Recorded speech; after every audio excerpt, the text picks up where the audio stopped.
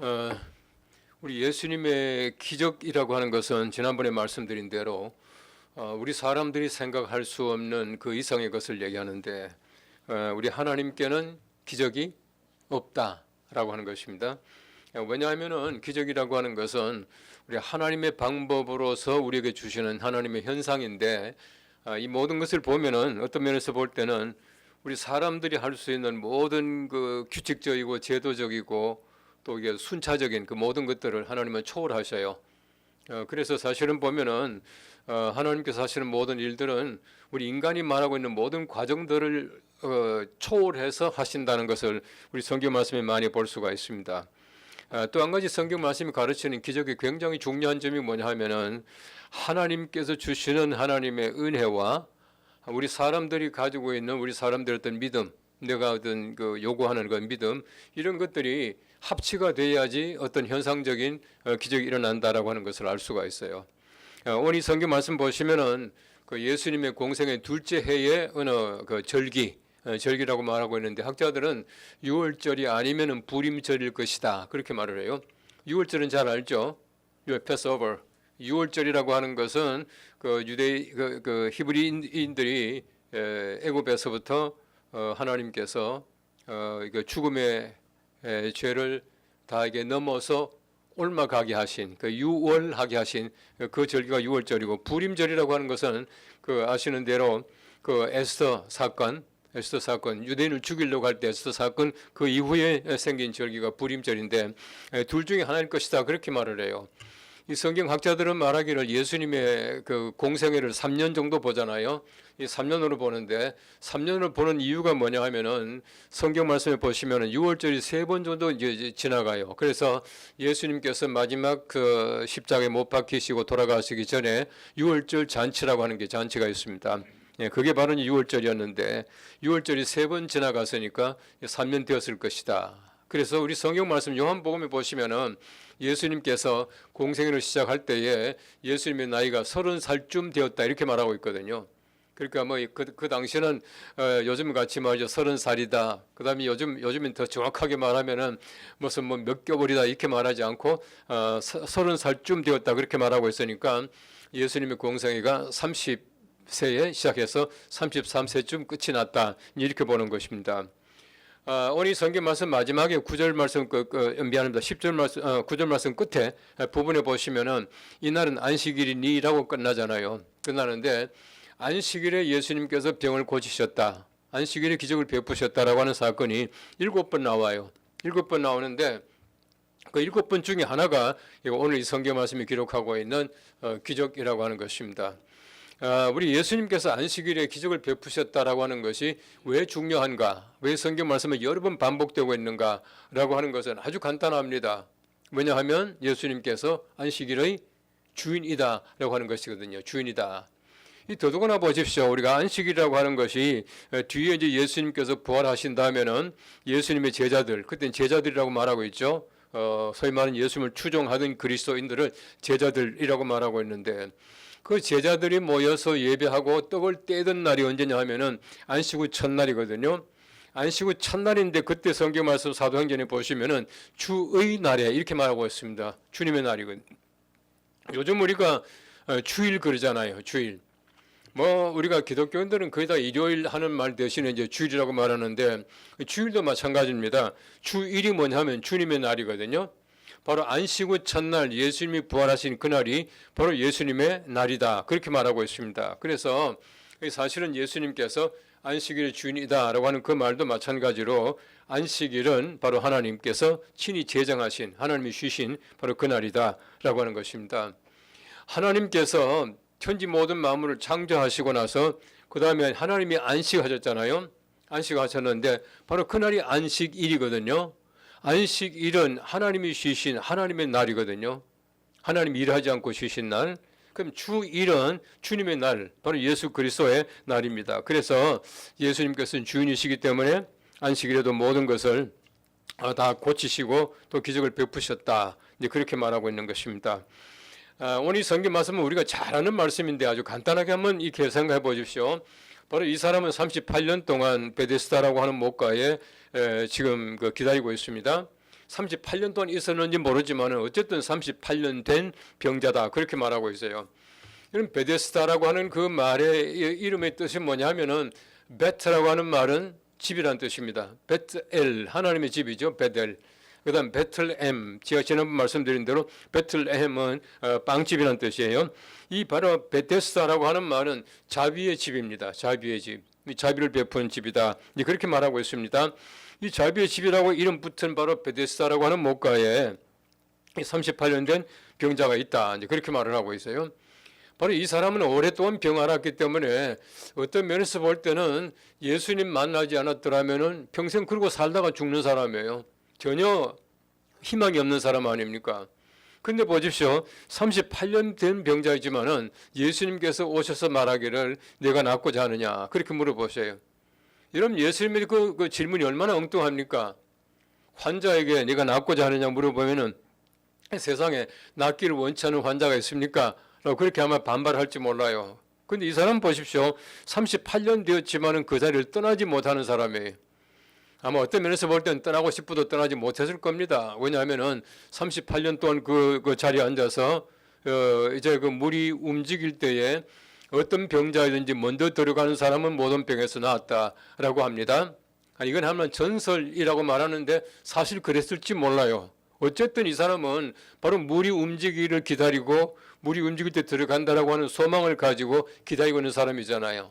그런데 보십시오. 예수님께서 오셔서 내가 낫기를 원하느냐라고 물어보셔요. 이 사람 대답이 뭡니까? 내가 낫기를 원하느냐? 예, 낫기를 원합니다. 이렇게 말하지 않고 예수님 물이 움직이지만은 나를 들어서 물에 넣어줄 사람이 없습니다. 이게 대답 아닙니까? 어떤 면에서 볼 때 예수님께서 물어보신 그 질문과 이 사람의 대답은 엉뚱한 대답이에요. 동문서답 아닙니까? 근데 예수님께서는 이 사람이 무엇 때문에 그 말 하는지를 알고 계셨다는 것이거든요. 이 사람 마음속에 가지고 있는 자기의 어떤 병에 그 낫고자 하는 그 의지를 바로 이미 그 속에 다 포함하고 있다는 얘기예요. 그런데 이 사람이 38년 동안 있는데요. 집에 가고 싶어도 못 가요. 그렇잖아요. 그러니까 들어서 못에 넣어줄 사람이 없는데 들어서 집에 데려갈 사람이 있겠습니까? 물론 없죠. 그런데 자기 스스로 들어갈 수 없는 사람이에요. 또 다른 사람의 힘이 아니면 들어갈 수 없는 사람인데 다른 사람도 없어요. 그러면은 38년 동안 거기에 뭐 때문에 있습니까? 전혀 가능성이 없는 사람, 물 속에 들어가서 나올 수 있는 가능성은 전혀 없는 사람입니다. 그런데 예수님께서 거기에 가셔서 낫기를 원하느냐 물어보시는 거예요. 예수님께서 그에게 물어보실 때는 이미 예수님께서는 그 사람 한 사람을 지목하고 있다고 봐요. 제가 지난번도 말씀드렸지만은 저 같으면요, 그 얼마나 많은 사람이 있습니까? 목가에 많은 사람이 있으면은 야, 너들 다 일어나라, 다 들고 가라 하면 끝나는 거 아닙니까? 그런데 예수님께서는 한 사람만 지금 지목하시는 것이거든요. 우리의 구원과 우리 어떤 치유나 우리의 은혜라고 하는 것은 절대적으로 개인적입니다. 절대적으로 개인적이에요. 명성교회가 아무리 은혜롭다고 하더라도 내가 은혜 받지 못하면은 명성교회는 아무것도 아니에요. 그렇지 않습니까? 우리가 많은 교회가 많은 성도들이 나를 도와줄 수 있지만은요, 내 스스로가 할 수 있는 것은 하지 않으면 안 된다는 것이거든요. 하나님께서 원하시는 것은 내 자신, 내 개인을 보시는 것이에요. 내 개인을 보시는 겁니다. 오늘 성경 말씀에 굉장히 중요한 점이 나와 있는데 예수님께서는 이 사람에게, 이 개인에게 가서 내가 낫고자 하느냐라고 물어보셔요. 그런데 실제로 보시면은 이 환자는요, 어떤 면에서 볼 때는 자기 스스로가 나을 수 있는 가능성은 전혀 없어요. 예수님의 기적을 보면 그런 경우가 많이 볼 수 있거든요. 제가 지난번도 말씀드린 대로 예수님의 옷가에 손을 댔고 난 그 여인을 잘 보십시오. 그 여인도 많은 의사들에게 이미 돈을 다 갖다 주고 돈도 없고요. 그다음 병은 점점 더 악해져 가고 있고 낫지 않고 이런 환자였습니다. 그런데 예수님의 옷가에 손을 대고 나았다 그렇게 말하고 있거든요. 이런 마가복음 5장 말씀에 나오는 이 기적은요, 참 재미있는 것이 뭐냐 하면은 예수님께서 전혀 그 기적을 베푸실 의도가 없었습니다. 그죠? 예수님께서 의도하지 않는 기적이에요. 예수님께서는 전혀 의도하고 있지 않지만은 그런데 어떤 여인이 와서 옷가에 손을 댔더니 낫더라 이거 아닙니까? 이 말은 무슨 말이냐 하면요, 예수님께서는 의도하지 않든 의도하든 예수님의 치유의 기적은 항상 예수님께로부터 우리에게 오고 있다는 뜻이거든요. 문제는 뭐냐 하면 우리의 의지입니다. 내가 옷까지 손을 댈 만한 믿음이 있느냐, 내가 의지가 있느냐, 내가 힘이 있느냐, 이거거든요. 오늘 성경 말씀도 마찬가지예요. 예수님께서 낳고자 원하느냐라고 말했을 때에 이 사람 말하기를 나를 넣어줄 사람이 없습니다. 내가 정말 들어가고 싶지만 들어가지 못합니다. 라고 하는 자기 표현 아니겠습니까? 그런데 예수님께서는 이 사람에게 일어나라, 또 상을 들고 걸어가라 이렇게 말씀하시거든요. 이걸 한번 생각해 보십시오. 이 사람이 일어날 수 있는 사람 같으면 거기 왜 앉아 있겠습니까? 여러분 38년 동안 병 앓고 있는 사람에게 어떻게 상을 들고 걸어갈 수 있겠습니까? 든다고 하는 것도 불가능한데 걸어가지도 못하는 사람인데 예수님께서는 일어나서 상을 들고 걸어가라 그렇게 말씀하고 있어요. 이 사람 말합니다. 안 됩니다. 나 일어나지 못합니다. 내가 일어난 적이 없습니다. 또 힘도 없습니다. 어떻게 상을 들겠습니까? 라고 말했다면 이 사람은 고침받을 수 없었을 거예요. 다시 말하면 이 사람은요, 불가능한 명령에 대해서 가능한 순종을 했다는 거거든요. 전혀 불가능한 명령이에요. 여러분, 예를 들어서 예수님의 그 기적도 참 재밌는 게 많습니다만은 예수님께서 안식일에 한 회당에서 한편 손 마른 사람을 고칠 때도 마찬가지거든요. 내 손을 내밀라라고 말씀하지 않습니까? 근데 이 사람이요, 손을 내밀기 싫어서 오그라진 사람이 아니거든요. 지금 병이 들어서 지금 손을 펴지 못하는 사람이에요. 그런데 예수님께서는 내 손을 내밀라 말씀하시거든요. 내가 가지고 있는 의지가 어떤 것인가라고 하는 것이 예수님께서 보실 때에 가장 중요하다는 겁니다. 예수님의 치유 기적 가운데서 중요한 것은 뭐냐면은 내가 과연 의지를 가지고 있느냐, 내 믿음이 예수님의 기적에 부합한가라고 하는 것을 말씀해 주고 있다고 하는 것입니다. 일어날 수 없고 또 들 수 없지만은 바로 이 사람은 일어나서 들고 걸어갔다 그렇게 말하고 있는 것입니다. 예수님께서는요, 이 때때로 우리들에게 보면은 도저히 할 수 없는 명령을 하시는 경우가 있어요. 도저히 나로서는 불가능한 일을 하나님께서 우리들에게 명령하시고 하게 하시는 일이 있다는 겁니다. 왜냐하면은 그 모든 것들이 내가 할 수 있는 가능성을 하나님께서 내게 열어주시겠다는 약속이에요. 지난번 오병이어도 마찬가지죠. 제가 말씀드렸습니까? 예수님께서는요, 아무것도 없는 빈털터리예요. 모든 것 전부 다를 버려두고 예수님 쫓아갔던 제자들에게 너희가 먹을 것을 주라 그렇게 말하잖아요. 지금 이 사람들은 아무것도 없어요. 먹을 것을 가지고 있지 않은 제자들에게 말하기를 너희가 먹을 것을 주라라고 말씀하거든요. 이것이 뭐냐 하면 불가능한 명령을 주님께서 하시는 것이에요.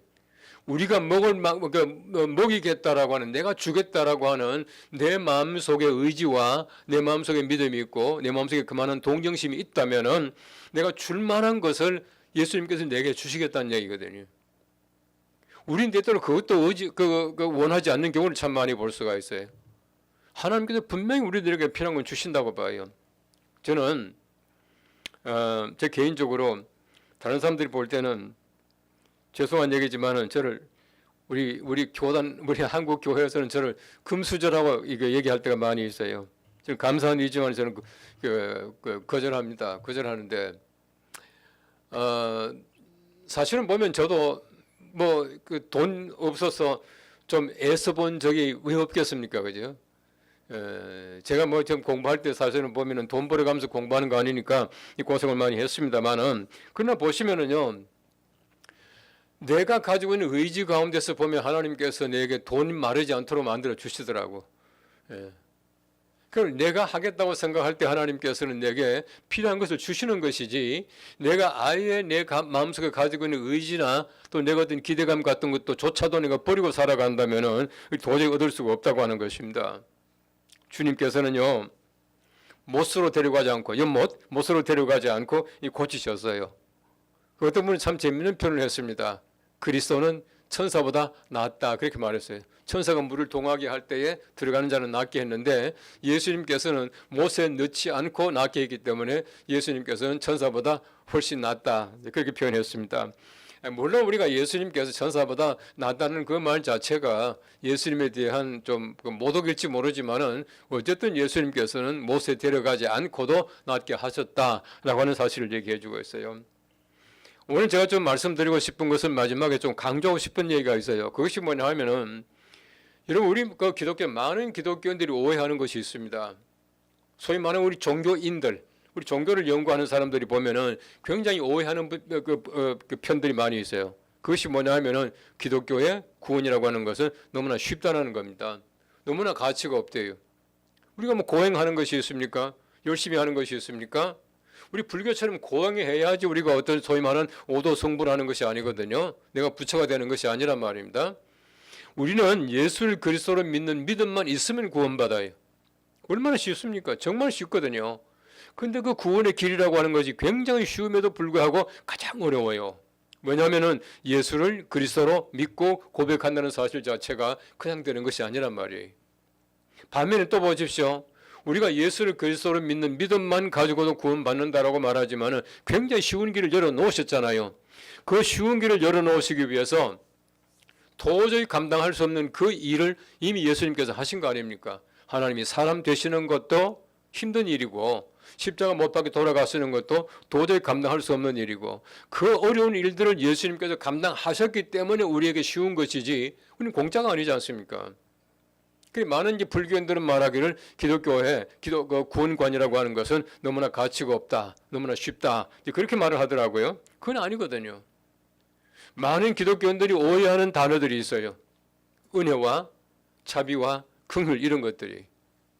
우리가 하나님의 은혜로 말미암아 뭐 된다 이렇게 말하니까요. 뭐 전부 공짜인 줄 알아요. 공짜가 아니지 않습니까?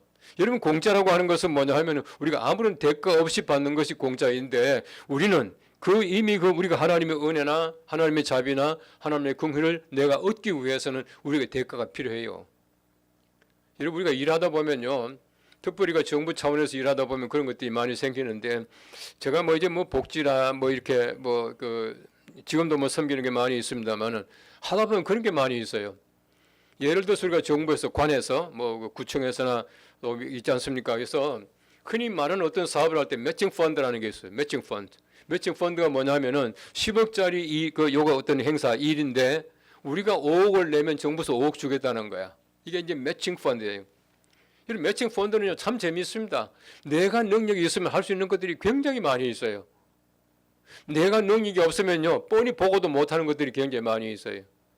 바꾸고 말하면 우리가 매칭 펀드라고 하는 것은 나 혼자서 하는 것이 아니고 예를 들어 정부가 혼자서 하는 것이 아니고 함께 하는 것인데 우리가 어떤 일을 이룬다라고 하는 것은 하나님과 우리의 매칭 펀드예요. 제가 볼 때는 그래요. 제가 그때 말씀드린 대로 구원이라고 하는 것은 굉장히 쉽잖아요. 성경 말씀 보십시오. 쉽다 말했습니까? 하나님을 사랑하는 자. 하나님 사랑하는 자가 누구예요? 주체가 나잖아요. 예? 하나님을 사랑하는 자, 그 뜻대로 부르심을 입은 자들, 주체가 하나님이시잖아요. 하나님과 내가 소위 말하는 하나님이 주체가 되고 또 내가 주체가 되고 할 때에 매칭 펀드가 될 때에 그때에 모든 것이 합력해서 선을 이루어요. 우리 때때로 보면은 자꾸 하나님 의지하려고 생각할 때가 많이 있어요. 하나님만 의지하고 내가 하는 노력을 갖다 소홀하게 할 때가 참 많이 있다는 겁니다. 성경 말씀 보십시오. 힘써 하나님을 구하라. 힘써서 구하라고. 부지런하고 말이죠. 게으르지 말라고 말씀하고 있어요. 열심히 하라고 노력하고 있습니다. 우리나라 말에도 마찬가지입니다만은 하늘은 스스로 돕는 자를 도와요. 하나님께서는 하나님께 간절히 간구하는 자에게 주신다는 겁니다. 성경 말씀 보십시오. 너희가 구하기 전에 아버지께서 있어야 할 바를 아시느니라. 다 알고 있어요. 다 알고 있는데 뭘 기도합니까? 이미 알고 있는데. 그런데 보십시오. 하나님이 다 알고 계시지만은 우리가 기도할 때 주신다. 그렇게 말하고 있거든요. 제가 볼 때 믿음이라고 하는 것은요. 철저하게 매칭 펀드입니다. 매칭하지 않으면은 이루어지지 못한다는 것이거든요. 우리가 이루는 것도 마찬가지예요. 어제 어떤 일이 있어서 제가 어떤 분하고 만나가지고 상당히 장시간 얘기를 많이 했었어요. 많이 했었는데 제가 쭉 얘기를 하다 보니까 뭐 자연스럽게 방송 얘기도 나오고 쭉 나오지 않습니까? 제가 그런 얘기를 했어요.